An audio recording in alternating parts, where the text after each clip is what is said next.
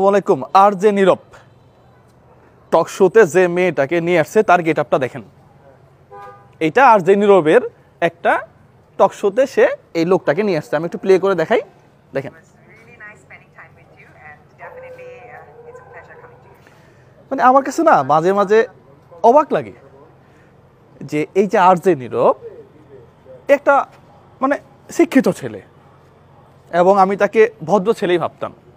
সে কি প্রমোট করতেছে আসলে, এটা দেখায় কি প্রমোট করতেছে, এর কাছে মানুষ কি আশা করে, আপনার আপনার লেভেলটা কি আসলে, আপনি কাকে প্রমোট করতেছেন? আমার কাছে মাঝে মাঝে সত্যি অবাক লাগে। ডক্টর ইউনূসের সাক্ষাৎকার যদি কেউ নিতে যায়, আর ডক্টর ইউনূস ওই লেভেলের মানুষের কাছে এসে সাক্ষাৎকার দিবে, কি এটা কি কোনো মানে পোশাক হইলো? আপনি কি তাহলে এই লেভেলের মানুষকে প্রমোট করেন?